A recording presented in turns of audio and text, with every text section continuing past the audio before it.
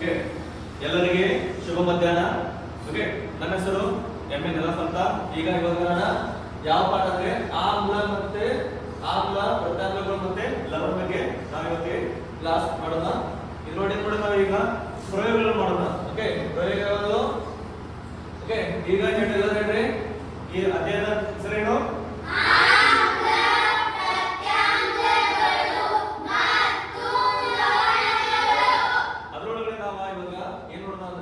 ಫಸ್ಟಿಗೆ ಕೆಂಪು ಮತ್ತೆ ನೀಲಿ ಲಿಟ್ಮಸ್ ಕಾಗದದ ಪ್ರಯೋಗವನ್ನು ನೋಡೋಣ.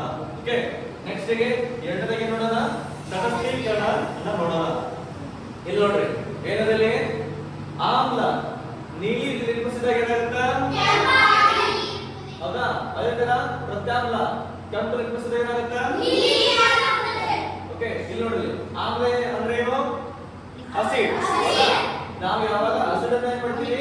ನೀಲಿ ಲಿಟ್ಮಸ್ ಪೇಪರ್ ಅನ್ನ ಯಾವುದು ಇದು ನೀಲಿ ಲಿಟ್ಮಸ್ ಅನ್ನ ನಾವು ಹಾಕಿದಾಗ ಈ ಯಾವ ಕಲರ್ ಆಗಬೇಕು? ಓಕೆ, ಕೆಂಪು ಕಲರ್ ಆಗಬೇಕು.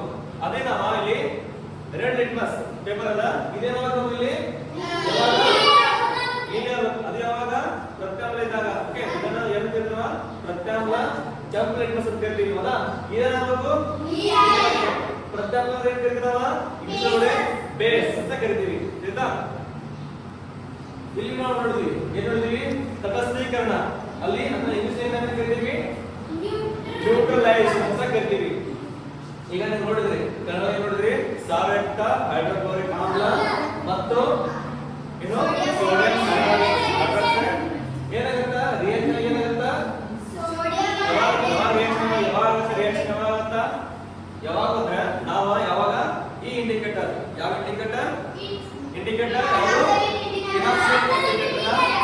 ಹಾಕಿದಾಗ ಏನಾಗುತ್ತಾ ಪಿಂಕ್ ಕಲರ್. ಹೌದಾ? ಏನಾಗುತ್ತಾ? ಗುಲಾಬಿ ಕಲರ್ ಆಗಿ ಪರಿವರ್ತನೆ ಆಗುತ್ತಾ? ಅವಾಗ ಏನಾಗುತ್ತೆ ನಮ್ಗ? ಆ ನೀರು ಏನ್ ಸೇರುತ್ತಾ? NaCl + H2O ಅಂದ್ರೆ ಏನು?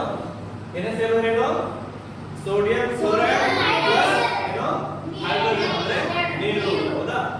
ಸೋಡಿಯಂ ಕ್ಲೋರೈಡ್ ಮತ್ತೆ ನೀರು ಸೇರುತ್ತಾ? ಏನು ಸೇರುತ್ತಾ? ನಾವು ನ್ಯೂಟ್ರಲೈಸೇಷನ್ ಪ್ರಯೋಗವನ್ನು ಮಾಡಿದಾಗ ನಾವು ಅಲ್ಲಿ ನೋಡ್ತೀವಿ. ಅವಾಗ ಅದಕ್ಕೆ ನಮಗೆ ಏನ್ ಬೇಕು? ಒಂದು Cl ಬೇಕು. ಹೌದಾ? ಏನಿದು? ಹೈಡ್ರೋಕ್ಲೋರಿಕ್ ಆಮ್ಲ. ಇದೇನಿದು? ಓಕೆ, ಇದೇನು ಹಾಗಾದ್ರೆ? ಫಿನಾಪ್ಥಲಿನ್ ಇಂಡಿಕೇಟರ್. ಹೌದಾ? ಫಿನಾಪ್ಥಲಿನ್ ಇಂಡಿಕೇಟರ್ ಎಷ್ಟು ಹಾಕ್ತೀವಿ? ಫಿನಾಪ್ಥಲಿನ್ ಇಂಡಿಕೇಟರ್ನ 2 ಅಥವಾ 3 ಡ್ರಾಪ್ನ ಫಿನಾಪ್ಥಲಿನ್ ಇಂಡಿಕೇಟರ್ನ ಹಾಕಬೇಕು. ಎದುರು ಹಾಕ್ತೀವಿ? Sodium sulphate. ಓಕೆ, ಹಾಗೆ ನಮಗೆ ಸಿಗ್ತದ NaCl + H2O. ಎಲ್ಲರೂ ತಟಸ್ಥೀಕರಣ ಅಂದ್ರೆ ಯಾವುದು? ನ್ಯೂಟ್ರಲೈಸೇಷನ್ ನೋಡ್ತೀವಿ. ಈಗ ನಾವೇನ್ ಮಾಡಿದ್ವಿ? ಮೂರನೇದಾಗಿ ದಾಸವಾಳ ಬೂದು ಏನ್ ಮಾಡಿದ್ವಿ? ನಾವು ಏನ್ ಮಾಡಿದೀವಿ? ಲಿಕ್ವಿಡ್ ರೆಡಿ ಮಾಡಿದೀವಿ. ಏನ್ ಮಾಡಿದ್ವಿ? ದಾಸವಾಳ ಬೂದು ಅಂತ ನೀರನ್ನ ರೆಡಿ ಮಾಡಿದೀವಿ. ಯಾವ ತರ? ಬಿಸಿನೀರು ತಗೊಂಡಿವಿ, ಅದ್ರೊಳಗೆ ಏನ್ ಮಾಡಿದೀವಿ? ದಾಸವಾಳ ಬೂದು ಇಲೆಯನ್ನ ಹಾಕಿದೀವಿ. ಏನ್ ಮಾಡಿದೀವಿ? ಹೂವನ್ನ ಹಾಕಿದೀವಿ. ಆಮೇಲೆ ಮಾಡಿದೀವಿ ಸ್ವಲ್ಪ ಮಟ್ಟಿಗೆ ಕಾಯಿಲೆ ಏನಾಗುತ್ತಾ ನಮಗೆ ಸಿಕ್ತು? ಅದ್ರ ಏನ್ ಸಿಕ್ತು? ನೀರು ಸಿಕ್ತು. ಯಾವುದು? ದಾಸವಾಳ ಹೂವಿನ ನೀರು ಸಿಕ್ತು ನಮಗ. ಈಗ ಏನ್ ಮಾಡ್ತೀವಿ? ನಾವು ಆ ಆಮ್ಲದೊಳಗಡೆ ಆ ನೀರೊಳಗಡೆ ಏನ್ ಮಾಡ್ತೀವಿ?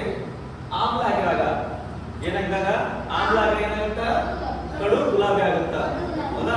ಇಲ್ಲದ ನಮ್ಗೆ ಇಲ್ಲಿ ನೋಡಿದ್ರಿ ಯಾವುದು ಅಲ್ಲ, ಇದು ದಾಸವಾಳ ಹೂವಿನ ನೀರು. ಹೌದಾ? ದಾಸವಾಳ ಹೂವಿನ ರಸವನ್ನು ಹಿಡಿತದ ಅಥವಾ ದಾಸವಾಳ ಹೂವಿನ ನೀರನ್ನು ಹಿಡಿತದ. ಹೌದಾ? ಈ ತರ ಇದಾವ. ಈಗ ನಮ್ಗೆ ಏನಾಗಬೇಕಿದು? ಇದ್ರೊಳಗಡೆ ನಾವೇನ್ ಮಾಡಬೇಕು? ಆಮ್ಲ ಹಾಕಿದ್ರೆ ಆಮ್ಲ ಯಾವ ಹಾಕಿರ್ಬೋದು? ಯಾವ ಲಿಂಬೆಹಣ್ಣಿನ ರಸ ಆಗಿರ್ಬೋದು, ಉಪ್ಪಿನ ನೀರಿನಾಗಿರ್ಬೋದು, ಸಕ್ಕರೆ ನೀರಾಗಿರ್ಬೋದು, ಮತ್ತೆ ಯಾವುದು ಅಡಿಗೆ ಸೋಡಾ ಆಗಿರ್ಬೋದು. ಇದನ್ನ ಇದ್ರೊಳಗೆ ಹಾಕಿದಾಗ ಯಾವ ಕಲರ್ ಬರ್ತಾ ನೋಡ್ಬೇಕು. ಆ ಪ್ರಯೋಗವನ್ನು ನಾವು ಇಲ್ಲಿ ಇದ್ರೊಳಗಡೆ ಮಾಡ್ತೀವಿ. ಇಲ್ಲಿ ನೋಡಿ ಆಮ್ಲ ಏನಾಗುತ್ತ? ಕಡು ಗುಲಾಬಿ ಆಗುತ್ತ. ಅದೇ ಪ್ರತ್ಯಾಮ್ಲ ಇದ್ದಾಗ ಏನಾಗುತ್ತ? ಆಗುತ್ತ. ಓಕೆ, ಈ ತರ ನಾವು ಏನ್ ಮಾಡ್ತೀವಿ? ಗುಲಾಬಿಯ ಹೂವಿನ ನೀರಿನೊಳಗಡೆ ನಾವು ಏನ್ ನೋಡ್ತೀವಿ? ಆಮ್ಲ ಮತ್ತೆ ಪ್ರತ್ಯಾಮ್ಲ ಏನ್ ನೋಡ್ತೀವಿ? ರಿಯಾಕ್ಷನ್ ಅಥವಾ ಕೆಮಿಕಲ್ ಯಾವ ತರ ರಿಯಾಕ್ಷನ್ ಆಗುತ್ತೆ